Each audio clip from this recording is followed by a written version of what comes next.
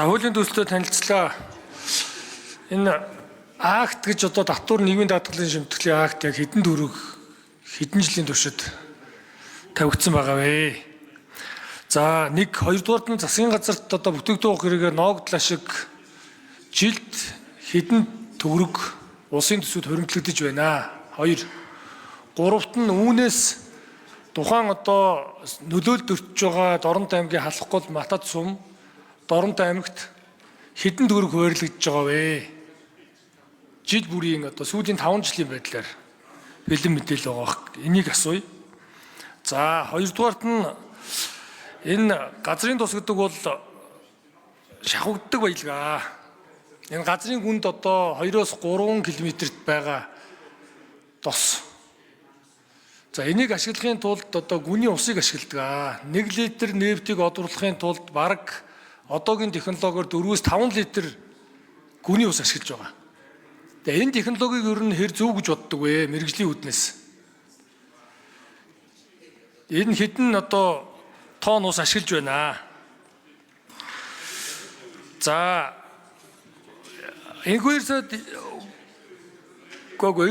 одоо инээгээд ирэхгүй л дээ. Би бас мэтгэл зүйл одоо тантай бол мэтгэлцэд бэлэн байна. Энэгээр сайд. Тэгэхээр яг энэ бол инээдэн биш. Танд бол инээдэн. Иргэдэд бол энэ бол бас ханиадам шүү. Тэгэхээр энд маань ингээд нэг зөв зүйтэй одоо хариулт өгөөч. Яг тэгвэл иргэдийн мэдэг эрхийг хангахын тулд энэ асуултыг би асууж байгаамаа. Гэдгийг бас таныг одоо тэргүүн шатарсаадыг ойлгосоо гэж бодож байна. За ер нь оюу толгой гэрээ, газрын тосны гэрээ бол маш муу гэрээ. Энэ бол ойлгомжтой. Тийм ч учраас өнөөдөр одоо энэ гэрээний үр дагавраас үүссэн маргааныг арилгахын тулд хуулиндаа өөрчлөлт оруулах энэ одоо аргыг, энэ замыг сонгосон байна гэж би бол харж байна. Тийм учраас цаашдаа одоо Монголын одоо төрөөс томилогдсон албан тушаалтнууд сайн гэрээ байгуулах хэрэгтэй. Энэ гэрээг одоо сайн гэрээ гэж үзэж байгаа юу, муу гэрээ гэж үзэж байгаа юу гэдгийг би асууя. За газрын тосны талаар цаашид одоо технологийн дэвшлийг илүү нэвтрүүлэх талаар бас одоо анхаараарай гэдгийг бас хэлье. Яг тэгэхээр энэ бол хамгийн одоо эмзэг асуудал. Дотооддоо үйлдвэртэй болсон түүхийдээ хангах зорилтыг бол одоо ойлгож байгаа иргэд. Гэхдээ Монголд ашигтай байгаль орчныг хамгаалах нөхөн сэргээх ажлыг одоо стандартын түвшинд хийдэг байхыг шаардж байгаа. Тэгээд энэ дээр технологи мөрдөлтөй холбоотой, байгаль орчны нөхөн сэргээгтэй холбоотой гарсан зөрчил акт асуудлуудыг яриул ариун зузаан баримт материал байна.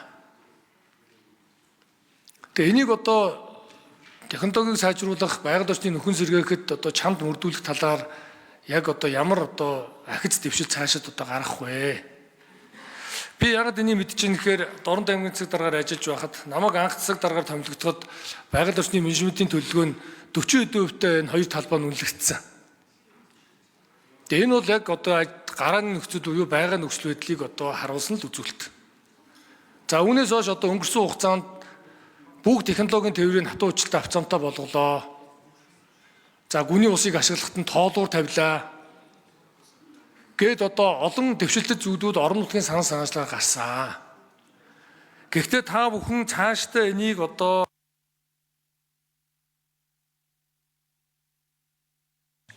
за хариулах. Энх хоёрсоо хариулъя. Монгол улс өөрийн шатах тос материалдаа болох гэж 35 жилийн өмнө анх бодлого эхэлсэн. Өнөөдрийн хүртэл үр дүн гараагүй. Түүхийдээ зараад олсон орлого валюта газрын тосонд шатхуунд өгсөн хэвээрэл байна. Монгол улсын эдийн засгийн хөгжлийн хамгийн гол одоо тулгымцсан шийдэх ёстой асуудал бензин шатхуун дотоодын үйлдвэрлэл. Хөрөнгө оруулалтыг үрсэн 4 тэрбум долларын хөрөнгө оруулалт орсон. Доктортой байдлын гэрээ байгуулсан, бүтээгдэхүүн гэрээ байгуулсан. Ингээ ажил явж ирсэн, эрх зүйн орчингоо өөрчилсөн. Хөрөнгө оруулагчдаар янз бүрийн болцол, тулгалт тавьж эхэлсэн. Өнөөгийн байдлаар 700 тэрбум төгрөгийн акт тавигдсан. Петрочены компани Улаанбаатар дахь офсыг хаасан, хурааж авсан, лацдсан. Энэ аж ахуй нэгж үйл ажиллагаа явуулах боломжгүй болгосон. Гадаад орчин хүндрээд байдаг. Үндэсний боловсруулах үйлдвэрийг яаралтай ашиглалтанд оруулах нь чухал байдаг. Түүх идэр ханх хэрэгтэй байдаг. Газрын тосны геологи агуулгыг нэмэгдүүлэх хэрэгтэй байдаг. Иймд энэ өнгөрсөн 30 жилийн хугацааныхаа үйл дүгнэлтийгээд хууль эрх зүйн орчингоо бид нар зэгцэлж янзалж нэг мөр ойлголттой болохгүй бол Монгол улсад газрын тосны салбарт ийм эрсдэлтэйгээр хөрөнгө оруулагч байхгүй байна. Нэмэгдсэнгүй. Ирээдүйн төлөв бүхий олон талбаанууд байгаа зарласан боловч хөрөнгө оруулагч орж ирэхгүй байна. Нийтдээ 3 ихний төгрөгийг энэ хоёр аж ахуй нэгж Монгол улсын төсөвт өнгөрсөн хугацаанд тушаасан байна.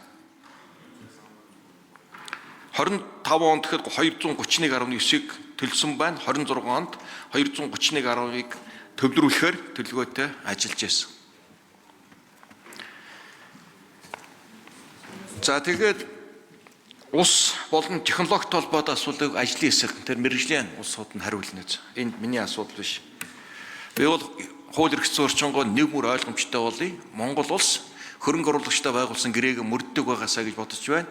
Хууль эрх зүйн орчин тодорхой ойлгомжтой байгаасаа гэж бодож байна. Дахин хэлэхэд газрын тос, шатах тослох материал, бензин тос бол Монгол улсын стратеги, манай хөгжлийн бодлого. Бензин нэмэгдэнэ. Инфляц өснө. Инфляц өсөн тэтгэр урсгал цайлан бүх урсгал зардыг нэмэх юм хуулийн зохицуулалттай. Нэмсээр байгаад улсын төсөв маань одоо урсгал зардлын төсөв болоод дууслаа. 27 онд бид шинэ хөрөнгө оруулалт хийж чадахгүй шүү дээ. Тэр суур шалтгаан юу юм гэвэл шатахуун байна. Шатахуунаа дотоодоо хийдэг болъё. Тэхийн тулд түүхийд хөрөнгө оруулалт олборлолтоо нэмэх хэрэгтэй л байна. Тийм бодлогоор энэ хуулийн эрх зүйн орчныг хөрвүүлж оруулж ирж байгаа. За ажлын хэсэг хариулъя. Эндрийн 4-р микрофон Ажуулдар Эрдэсбайлгын. Ажуулдар Эрдэсбайлгын газрын төсний бодлогын газрын дарга ашиглалаа.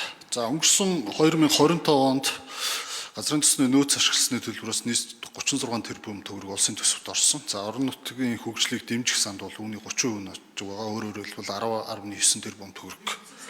Нэгдсэн санд тий. Тэгэхээр нэгдсэн сангаас Доронтой аймаг руу ирэхээ өөрлөсөн талаар мэдээлэл сангийн амнаас дэлгэрэнгүй мэдээлэл авч танд өгье.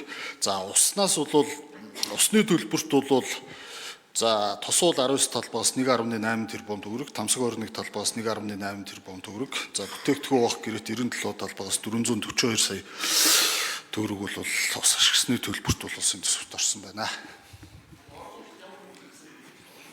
За орон нутагт бол түрүүнд дурдсан нөөц ашигласны төлбөрөөс гадна бас орон нутгийг хөгжүүлэх урамшуул гэж жил бүр Петрочайна компани одоо хоёр талбай дээр 50 мянган доллар өгдөг байна. Тусгай зөвшөөрлийн төлбөр 19-р талбай дээр 32,500 доллар, за 21-р талбай дээр 10 мянган доллар. За өнгөрсөн 2020-с 23 онд орон нутагтаа байгуулсан 3 талт хилцээрээр халах гол Матас сумдад 450 мянган доллар тус ажил үйлчилгээ хийх гэх мэтчлэн гэрээнүүдийг байгуулж ажилласан байна. За Бадамсрын гишүүн тодруулж ирсвэ. За дамжны сайдын хувьд бас орон нутагт дөрөлтийн хувийг хуваарлах гэдгийг бас бодлогоор дэмжиж байгаа одоо их баярлалаа. Тэгээ бидний одоо зүүн бүс говийн бүсийн гишүүд хамтарч санаачилсан орон нутагт өгөөжөөс одоо хүргэх чиглэлийн хууль эрх зүйн орчинг бол одоо дэмжих нь бол зайлшгүй чухал. Ягаад тэгэхээр энэ өмнгийн говь Мэнэн тамсгийн талд амьдрын сууж ирсэн хэдэн малчдын ач уйнаар өнөөдөр бид энэ одоо оюу толгой, таван толгой, газрын тус гэдэг энэ ордуудаас орлого олж байгаа гэдгийг бид нар маш сайн ойлгох хэрэгтэй. 21 онд ардын хувьсгал ялгаад 500 өрхгүй мянган үнэтэй байсан. Нүүдэлчд энэ том нутгийг дэлгэсэн нутгийг бидэнд үлдээсэн шүү. Тийм учраас тэр хүмүүст өгөөж хуваарлах гэдэг болохоос энийг өөр юмд авах гэдэг юм байхгүй. Энийг маш хатуу ойлгох хэрэгтэй. Тэгээд 5-аас 10 жилийн хугацаанд засгийн газар бол бараг энэ тавьсан акта тооцоод ингээд За үг гэлж шиг боллоо тийм ээ. Сая Гэхдээ сангийн амныхан бас тэр актуудтай холбоотой орж байгаа орлого өгөөжтэй холбоотой асуудлуудаар тодорхой мэдээлэл бэлдэж өгөөрэй. За Бадамсрын гишүүн. Асуултаа гүйцээг асууч. Тэгэхээр би нөгөө орон нутагт ямар хөрөнгө хөөрлөж байна гэхэд ингээд хариулахад айгүй боломжгүй л байгаад байгаа байхгүй. Үндсэндээ баг одоо хариулахад айгүй хэцүү байгаа байхгүй юу? Ягаад гэвэл нөгөө хөөрлөж байгаа юм байхгүй.